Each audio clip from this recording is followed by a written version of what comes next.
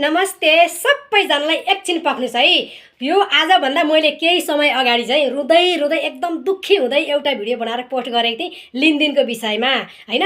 जुन व्यक्तिलाई चाहिँ मैले 10 लाख रुपैयाँ सापट दिएकी थिएँ त्यो व्यक्तिले चाहिँ मेरो 10 लाख रुपैयाँ रिटर्न गर्न नचाहेपछि जुन त्यो व्यक्तिलाई चाहिँ मैले फोन गर्न खोज्दा पनि फोन उठाउन नखोज्ने, कहिले चाहिँ विभिन्न बहानाहरू गर्ने कि कहिले म मिटिङमा छु भन्ने, कहिले म बाहिर जाँदैछु भन्ने, कहिले म बिरामी भएर अस्पतालमा छु भन्ने, कहिले के भन्ने, कहिले एकछिनपछि तपाईँलाई म कल ब्याक गर्छु भन्ने हैन।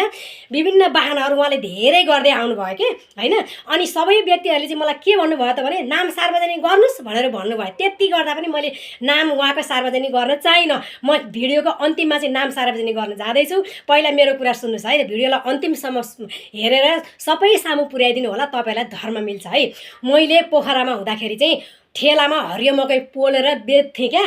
करिब 9 देखि 10 वर्षसम्म मैले हरियो मकै पोलेर बेचेको पैसा एक पसिनाको थोपा एक गरेर चाहिँ मैले ब्याङ्कमा महिनाको 20,000 30,000 कुनै बेलामा 1 लाख भएर चाहिँ मैले जम्मा गरेको थिएँ कि पैसा हैन।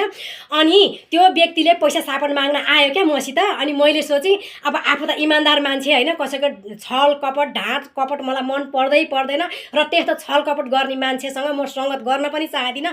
यो तुलसीको माला लाएर मैले बोल्दै जाने क्रममा कुनै मिस्टेकले चाहिँ झुटो कुरा बोल्न गएमा म क्षमा चाहन्छु, नत्र भने मैले जे छ त्यो सत्य बोल्दैछु है। यो तुलसीको माला लाएर यहीँ भगवानको ठाउँमा आएर चाहिँ मैले बोल्दैछु हैन। तर अनि मैले चाहिँ पैसा सापट दिँदै जाँदाखेरि उहाँलाई पैसा कति भएछ त भन्दाखेरि एकमुष्ट हिसाब गर्दाखेरि 10 लाख रुपैयाँ भएछ हैन।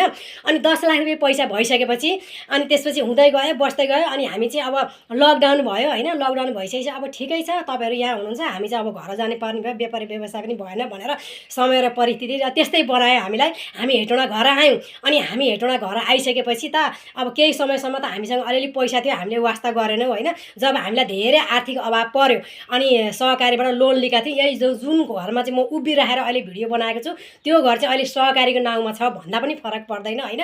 हामीले लोन लिएका थियौँ क्या। अनि गर्दाखेरि तपाईँको चाहिँ लगभग हाम्रो चाहिँ दुईटा जग्गा चाहिँ हाम्रो सहकारीमा छ क्या। एउटा यो घर, एउटा खेत पनि छ हैन। दुईटा जग्गा सहकारीमा गरेर चाहिँ हामीले लगभग म भिडियोको अन्तिममा भन्छु कति छ भनेर चाहिँ महिनाको 50,000 चाहिँ हामीले चाहिँ किस्ता बुझाउनु पर्छ। अनि हामीले अब म उहाँको चाहिँ मैले जसलाई चाहिँ पैसा सापट दिएकी थिएँ उहाँ व्यक्तिको नाम लिन जाँदैछु है त। उहाँको नाम रहेको छ कमला गौतम, जो चाहिँ पोखरामा बस्दै आउनुभएको छ। उहाँको घर पनि पोखराको टुटुङ्गा भन्ने ठाउँमा छ हैन। अनि उहाँ चाहिँ पोखराको बास्तोला कम्प्लेक्सभित्र तरकारी व्यापार गर्दै आउनुभएको छ। उहाँका एक छोरा एक छोरी 2 सन्तान छन् हैन। अनि त्यसपछि अनि हामीले भन्यौँ, हामीले फोन गऱ्यौँ, फोन गर्दाखेरि नउठाउने एकदम बाहना बाजी धेरै नै भइसकेपछि ल ठिकै छ भनेर हामी दुईजना बुढाबुढी उहाँ पोखरै गयौँ क्या। 2-3 चोटि नै गयौँ हामी त्यही पैसाको लागि कि किनभने हाम्रो पैसा चाहिँ उहाँले मजाले चलाइरहने है।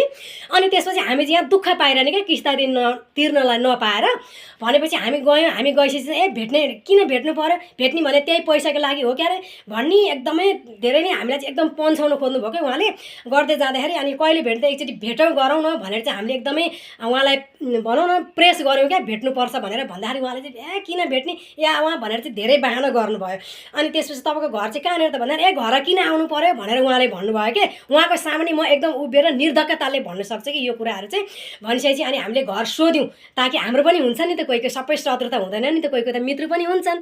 अनि हामीले घर सोध्यौँ, सोध्दै जाँदाखेरि उहाँको घरसम्म हामी पुग्यौँ हैन। पुग्दाखेरि अनि उहाँ चाहिँ ठिक्क अब कता जानलाई कपडा लाएर तयारी हुँदै हुनुहुन्छ। म त अस्पताल जान थालेको उहाँ भन्नुभयो। भनेपछि त्यहाँ हल्का विवाद त भयो नि त, हल्का विवाद भयो। हामीले पनि केही कुराहरू अलिकति ठुलो आवाज गऱ्यो भने उहाँले पनि गर्नुभयो हैन। त्यो सिधा कुरा हो क्या। मैले रेकर्ड गरेर राखेको छु नि त त्यो, किनभने भरे सार्वजनिक गर्नुपर्ने अवस्था आउँछ। मैले सबै रेकर्ड गरेको छु क्या। गरिसकेपछि अनि अलिकति चर्को आवाज हुन थालिसकेपछि अनि हाम्रो पैसा दिनु पर्यो, तपाईँले एकैचोटि दिनु सक्नु भएन हामीलाई थाहा छ, तर 50,000 महिनाको त दिनु न भनेर भन्दा पनि हामीसँग उपाय छैन, यो घर जहिले बिग्छ त्यसले दिने हो या वा भनिसकेपछि थोरै भनिसकेपछि उहाँले के भन्नुभयो त भन्दाखेरि ल तिमीले हामीलाई पैसा दिएको भने रेकर्ड के छ प्रमाण लिएर आइज अनि मात्रै तेरो पैसा रिटर्न गर्छु भनेर चाहिँ एकदम तरिकाले चाहिँ उहाँले चाहिँ एकदमै कस्तो तरिकाले एकदम के भनौँ न यस्तो शैली देखाउनु भयो नि त्यतिखेर है। त्यसरी भन्नुभयो अनि भनिसकेपछि हल्का विवाद भयो। ल ठिकै छ। अनि मलाई एकदम आँखाबाट आँसु आयो कि होइन, राम्रो लुगा नलाइकन, मिठो खानेकुरा नखाइकन एउटा भाँडा मान्ने एउटा जाली पनि मैले किन्न सकेको थिइनँ क्या, त्यो पैसाको लागि क्या।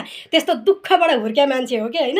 एउटा भाँडा मस्कने जाली धरी नकिने मैले, एउटा राम्रो कपडा एउटा पनि नलाउने, चप्पलहरू कपडाहरू पनि अर्काले दिएको जडुली कपडा होइन, 100-200 को कपडा, त्यो लिलामे कपडाहरू बाटोमा बेचेको लिलामे कपडाहरू लाएर चाहिँ जोगाएको पैसा हो कि त्यो। अनि त्यो पैसा उनीहरूले खान मिल्छ भनेको के, त्यसरी भन्न मिल्छ? हामीले एकैचोटि 10 लाख रुपियाँ दिने त भनेको छैन त उनलाई। भनिसकेपछि अब नयाँ सरकारले के नीति नियम गर्छ त त्यो त मलाई थाहा छैन। जनताको माग धेरै छन् होइन, माग सुन्दै जाने हो भने चाहिँ मागहरू धेरै नै छन्। तर कुन चाहिँ जनतालाई चाहिँ धेरै ठुलो मार परेको छ त्यो जनताको कुरा चाहिँ सुन्नलाई आवश्यक छ नयाँ सरकारलाई होइन। तर पैसा दिएको भन्ने मसँग कागजी रूपमा चाहिँ केही पनि छैन, तर कल रेकर्ड छ।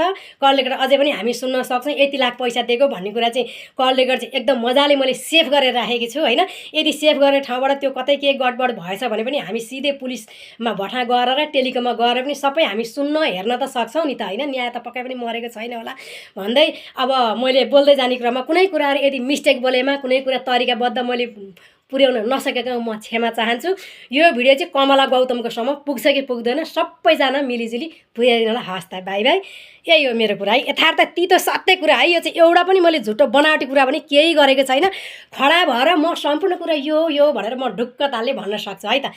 तुलसीको माला लाएर झुटो बोल्न सक्दैन नि मान्छेले है।